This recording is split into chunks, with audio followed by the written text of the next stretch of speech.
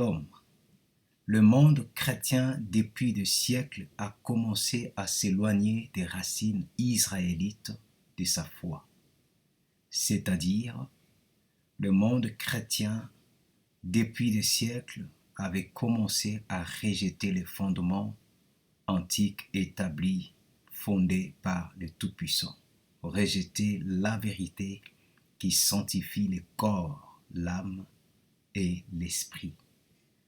Comme le roi d'Israël, Jéroboam, dans le Saintes Écritures, qui avait remplacé les sacerdoces des préceptes du Tout-Puissant par des traditions et des théories humaines, beaucoup des serviteurs de ce temps font pareil que le roi Jéroboam en mettant en place des théories de remplacement qui remplacent carrément la volonté du Tout-Puissant. Et cette théorie de remplacement se base par les rejets des commandements, des préceptes, des lois du Très-Haut Yahweh, notre Tout-Puissant Père, pour suivre les lois humaines. Ainsi, le monde de la foi ou le monde chrétien ou encore toute dénomination confondue qui disent suivre Yeshua HaMashiach ou appeler Jésus-Christ de Nazareth rejette les convocations sacrées ou encore le fête biblique pour célébrer des fêtes d'origine démoniaque, et je le dis bien, des fêtes d'origine démoniaque, des fêtes d'origine païenne, christianisées par des hommes afin de souiller et de désorienter les ignorants et encore les incrédules. Que dit la parole concernant les convocations solennelles ou encore les fêtes bibliques qui doivent célébrer chaque personne qui se reconnaît fils d'Abraham, d'Isaac et de Jacob, Israël, ou encore chaque personne qui se reconnaît être israélite, étant israélite greffé dans la racine sainte. Regardons le Saintes Écritures. Lévitique chapitre 23, du verset 1 et le verset 4.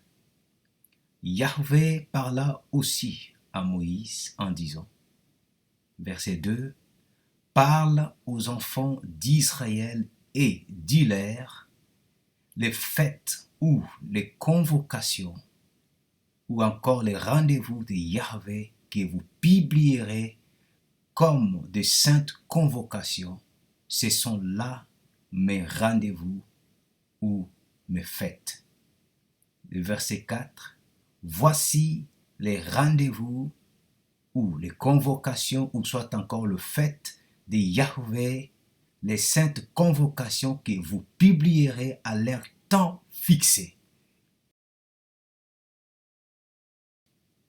L'Église a oublié ces convocations, ces rendez-vous solennels ou encore le fête biblique qu'elle devait publier au temps fixé pour célébrer son Créateur. L'Église retient la fête de Pâques, la fête de Pentecôte, qui ne sont célébrées qu'à l'image d'une Église moderne, mais rejetant d'autres convocations, d'autres fêtes qui sont citées dans ce même livre de Lévitique chapitre 23. Voyons maintenant les origines de la fête célèbre de Halloween ainsi que ses pratiques pour nous montrer ce que beaucoup, croyants ou non-croyants, sont en train de célébrer des dieux païens, des démons en ce jour. Que doit penser un observateur peu familier d'Halloween? Les parents habillent leurs enfants comme des monstres, des vampires, des diables, des sorcières et des fantômes, puis les encouragent à s'adresser à des inconnus pour leur demander des bonbons et d'autres friandises.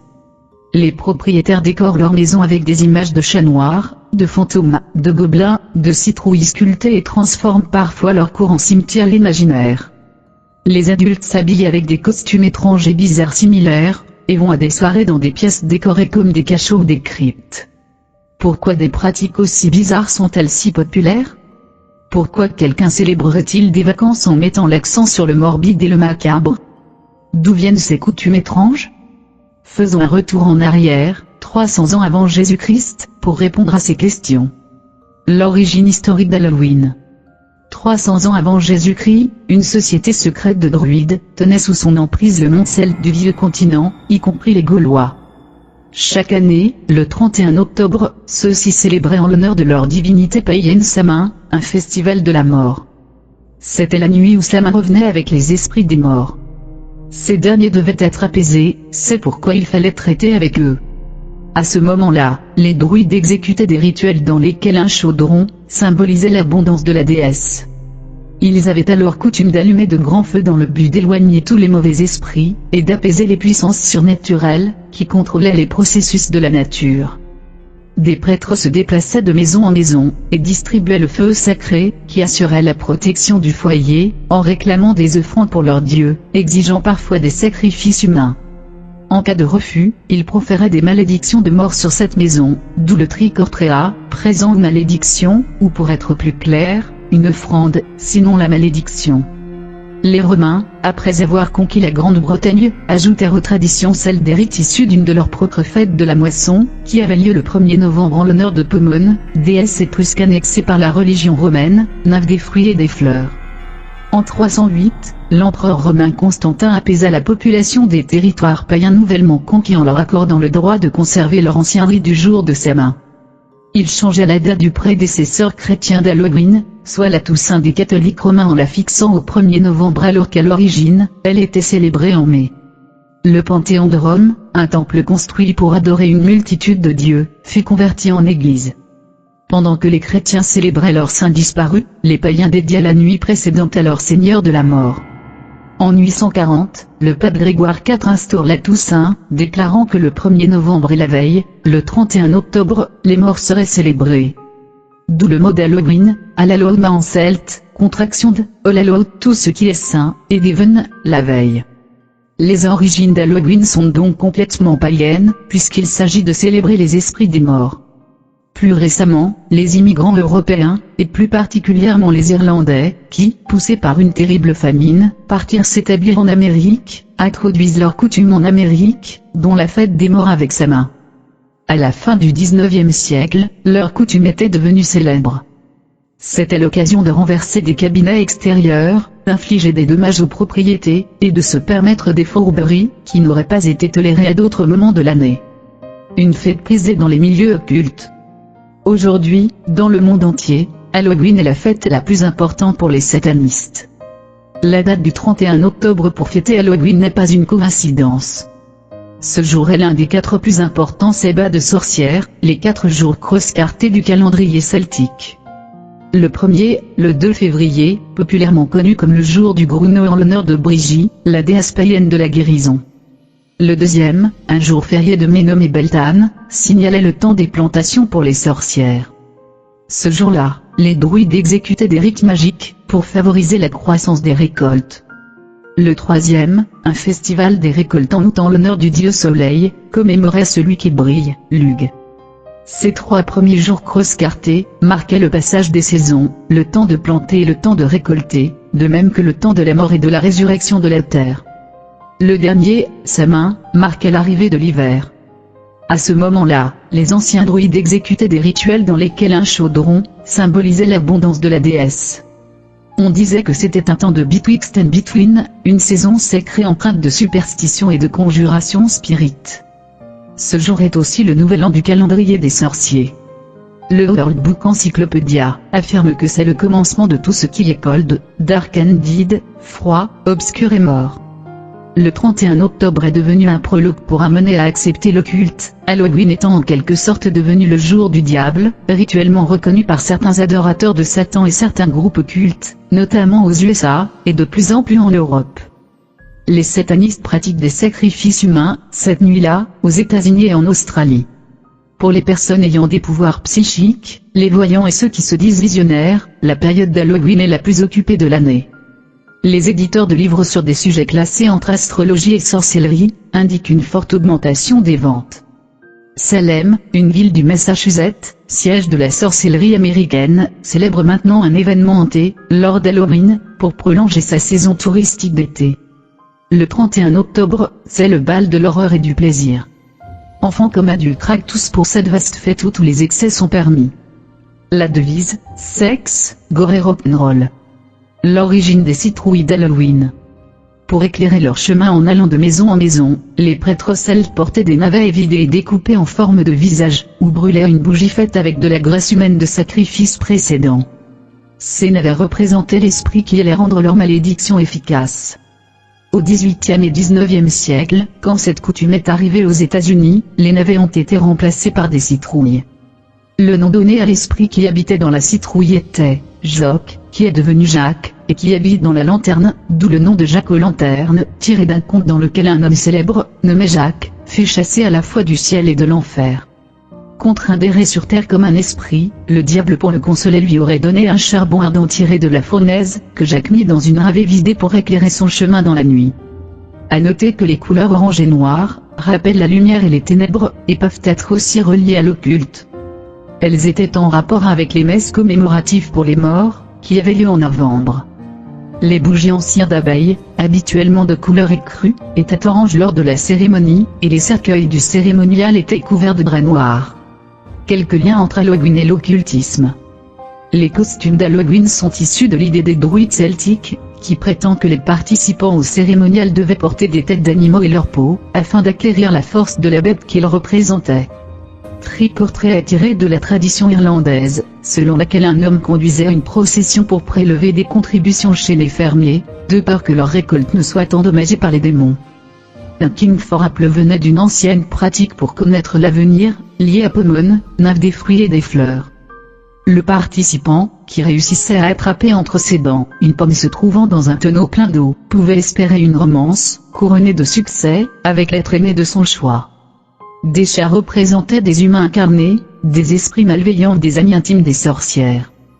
Les noisettes étaient utilisées dans la divination romanesque.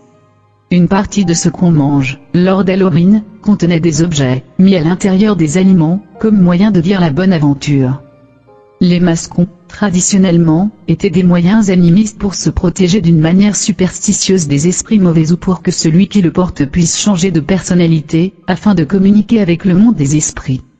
Il faudrait aussi ajouter à cette liste l'opportunité de vivre, l'espace d'une folle nuit, dite bal de l'horreur et du plaisir, toutes les perversions et braver tous les interdits. Ce que dit la Bible. Bien que certains puissent rejeter le symbolisme et la divination démoniaque associée à Halloween comme un plaisir inoffensif, la Bible révèle l'existence d'esprits mauvais conduits par Satan le diable, que Dieu tient pour responsable des grandes souffrances, et du chagrin infligé à la race humaine. Apocalypse 12, verset 9 parle du grand dragon, ce serpent ancien, appelé le diable et Satan qui trompe le monde entier. Le nom qui lui a été donné dans la Bible, Satan, signifie adversaire ou ennemi. L'apôtre Jean nous dit que le monde entier est sous l'emprise du méchant. Satan et les autres anges déchus, démons, essaient constamment de garder l'aveuglement spirituel de l'humanité, les éloignant de leur destin redoutable en tant que membres de la famille de Dieu. En tant que père aimant, Dieu nous commande d'éviter les choses qui peuvent nous nuire. Chers bien-aimés, cher peuple du Tout-Puissant, vous qui écoutez, vous qui suivez cette vidéo, ne laissez aucune personne de votre famille, ni vous-même, ni dans votre entourage, une personne célébrer cette fête. Si vous en avez l'occasion, avertissez le peuple du Tout-Puissant de sortir de cette participation au culte des morts. Ces jours, quand le monde organise de telles fêtes, nous, les croyants en Yeshua HaMashiach, nous devrions prier et demander au Tout-Puissant de répandre sa miséricorde, sa compassion partout là où nous sommes, car ces fêtes viennent souiller le pays. Ces fêtes viennent donner la force aux esprits impurs. Ces fêtes apportent la mort. Bien-aimés, pour finir, voyons ce que la parole nous recommande au nom de Yeshua HaMashiach, notre Sauveur, notre Roi qui vient. Après cela, je vis descendre du ciel un autre ange qui avait un grand pouvoir. La terre fut éclairée de sa gloire, et il cria avec force et à grande voix, et dit, elle est tombée, Babylone la grande, et elle est devenue la demeure des démons et le repaire de tout esprit immonde et le repaire de tout oiseau immonde et horrible.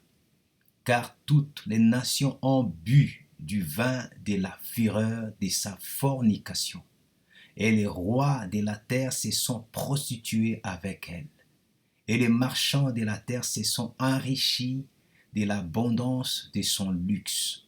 Puis j'ai entendu une autre voix du ciel qui disait, sortez du milieu d'elle, mon peuple, de peur que participant à ses péchés, vous n'ayez aussi part à ses plaies, car ses péchés sont montés jusqu'au ciel, et Elohim s'est souvenu de ses iniquités. Et pour finir, bien-aimés, je nous dis simplement, sortez ou sortons du milieu d'elle, car nous sommes le peuple du Saint d'Israël. Revenons aux anciens sentiers, le sentier que notre père Abraham a suivi, que notre père Isaac a suivi, ainsi que notre père Jacob Israël. Shalom, au nom de Yeshua, notre Sauveur, par son Esprit Saint. Alléluia. Amen.